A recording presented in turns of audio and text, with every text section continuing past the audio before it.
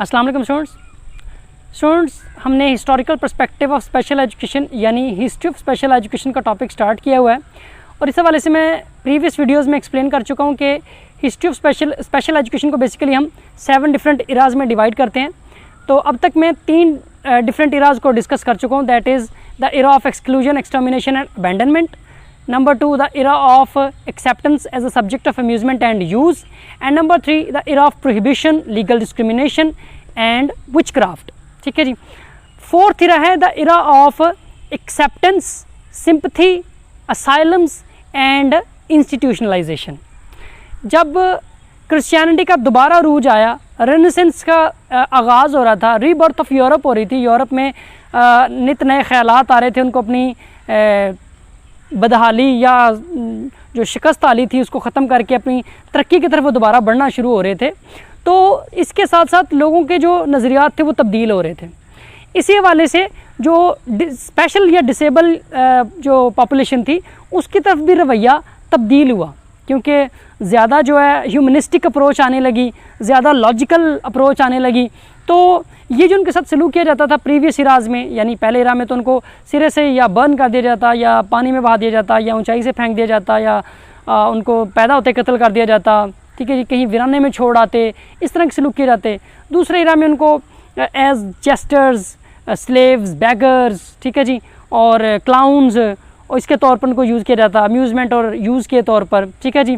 तीसरे इरा में उनके अगेंस्ट कवानीन बनाए गए, उनको सोशली बाइकआउट उनका किया गया, सोसाइटी का पार्ट न बनने दिया गया, विच क्राफ्ट के नाम पर उनको कत्ल किया गया।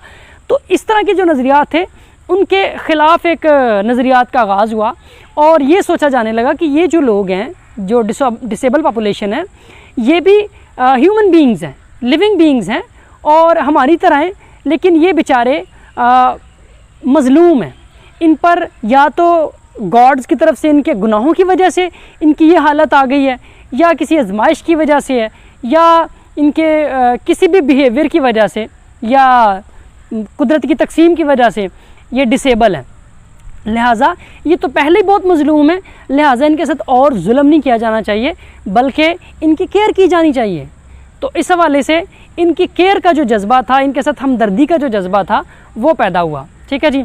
और इस हवाले से इनका ख्याल रखने की कोशिश के तौर पर बाकायदा ज़कात, खैरात उसका बंदोबस्त किया जाने लगा।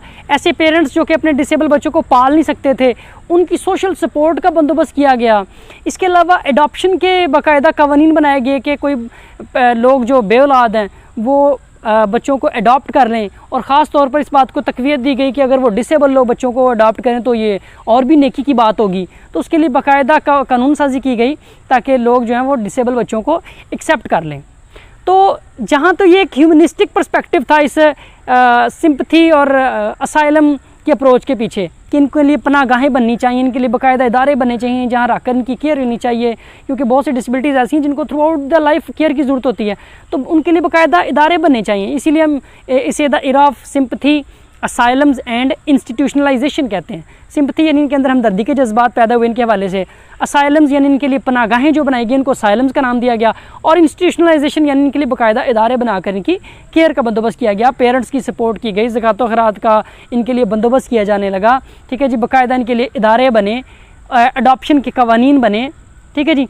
जहाँ ये एक अप्रोच ये थी इनके साथ हमदर्दी की, वहाँ एक अप्रोच इनके हार्मफुल इफ़ेक्ट से बचने की भी थी। यानी 2 रीज़न थी इनको एक्सेप्ट करने की या इनके साथ हमदर्दी की, या इनके लिए असाइलम्स या इंस्टीट्यूशंस बनाने की। एक ह्यूमनिस्टिक पर्सपेक्टिव, हमदर्दी का जज्बा, इंसानियत पसंद सोच की वजह से, और दूसरा लोगों का ये भी ख्याल था कि ये जो डिसेबल बच्चा है वो हमारे नॉर्मल बच्चे पर हार्मफुल इफ़ेक्ट डाल सकता है, इसलिए इनको सोसाइटी से दूर रखना चाहिए, ठीक है जी। तो इनके जो हार्मफुल इफ़ेक्ट्स हैं इनसे बचने के लिए भी इनको बाकायदा कोई ख़ास जगह बनाकर, कोई चेंबर बनाकर, कोई सालम बनाकर उसमें इनको बंद कर दिया जाता ताकि ये आम सोसाइटी के अंदर ईज़िली मूव ना कर सकें, ठीक है जी। तो बहरहाल दोनों अप्रोचेज़ मौजूद थी। एक अप्रोच थी कि इनके साथ हमदर्दी के जज्बात, और दूसरी अप्रोच थी इनके हार्मफुल इफ़ेक्ट से बचना, ठीक है जी। तो इन दोनों अप्रोचेज़ की वजह से इनके साथ ये सिंपथी, असाइलम्स और इंस्टीट्यूशनलाइजेशन का दौर स्टार्ट हुआ, ठीक है जी। इस हवाले से लंदन में 1676 में पहला बाकायदा एक लूनेटिक हॉस्पिटल, यानी जो मेंटली रिटार्डेड जिसे हम आज इंटेलेक्चुअली डिसेबल कहते हैं, उस हवाले से एक बाकायदा एक हॉस्पिटल बना जिसमें डिसेबल लोगों को रखा जाता है, यानी ख़ास तौर पर इंटेलेक्चुअल डिसेबल जो लोग थे जिन्हें पहले हम मेंटली रिटार्डेड कहते थे, उनके लिए लूनेटिक हॉस्पिटल, ठीक है जी, उसका आगाज़ किया गया लंदन में। इसके साथ साथ 1680 में पेरिस में बिसेटर एंड सेल्पेट्रियर, इनकी प्रोनाउंसिएशन ऑब्वियसली फ्रेंच में थोड़ी सी डिफरेंट होती है, वो सेल्पेट्रियर और बिसेटर एंड सेल्पेट्रियर, बिसेटर था मेन के लिए और सेल्पेट्रियर था वेमेन के लिए, यानी मेन और वेमेन दोनों के लिए अलग-अलग इदारे बने जहाँ ये डिसेबल लोगों को रखा जाता। प्राइमरीली जो फोकस था वो इंटेलेक्चुअल डिसेबिलिटी या मेंटल रिटार्डेशन पर था, लेकिन बाद में फिर हियरिंग इम्पेयर्ड, ब्लाइंड और भी जो डिफरेंट कैटेगरीज थी उनके लिए भी मुख्तलिफ़ किस्म के जो इंस्टीट्यूशंस थे वो बनने शुरू हो गए, ठीक है जी। तो इस हवाले से इनके लिए बाकायदा मेंटल हॉस्पिटल्स, असाइलम्स, जिसमें पनाहगाहों में सिर्फ इनके लिए इदारे बनाकर उनमें इनको बंद कर दिया जाता और उनकी ज़रूरियात पूरी कर दी जाती, तो उन पनाहगाहों को असाइलम्स का नाम दिया गया। और इंस्टीट्यूशनलाइजेशन, जहाँ ये सोच पैदा हुई कि शायद इनकी रिहेबिलिटेशन भी की जा सकती है, इनकी बहाली के लिए काम किया जा सकता है, इनकी मदद की जा सकती है, ये पेरेंट्स इनको अडॉप्ट कर लें, लोग इनके पर आकर पैसे इन्वेस्ट करें, ठीक है जी, इनकी बेहतरी के लिए काम करें, इनकी ज़रूरियात को पूरा करें, तो किसी हद तक शायद रिहेबिलिटेशन भी मुमकिन हो, तो उसके लिए इनके लिए इंस्टीट्यूशंस मुख्तलिफ़ किस्म के बनाए गए। तो ये फोर्थ इरा था स्पेशल एजुकेशन की हिस्ट्री का, जिसे हम कहते हैं the era of sympathy, asylums and institutionalisation, ठीक है जी।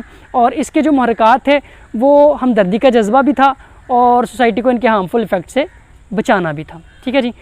फ़िलहाल के लिए इतना ही। नेक्स्ट में इंशाल्लाह जो हमारा फिफ्थ इरा है that is the era of isolated settings, यानी स्पेशल एजुकेशन का बाकायदा आगाज़, जिसे हम आज स्पेशल एजुकेशन कहते हैं, उसे हम एक्चुअली स्पेशल एजुकेशन के टर्म में आइसोलेटेड सेटिंग्स भी कह सकते हैं, कि इनके लिए अलहदा बंदोबस्त रखना स्पेशल एजुकेशन का, स्पेशल बच्चों के लिए, वो इंशाल्लाह मैं नेक्स्ट लेक्चर के अंदर डिस्कस करूँगा। फ़िलहाल के लिए इतना ही। ओके स्टूडेंट्स, थैंक यू, अल्लाह हाफ़िज़।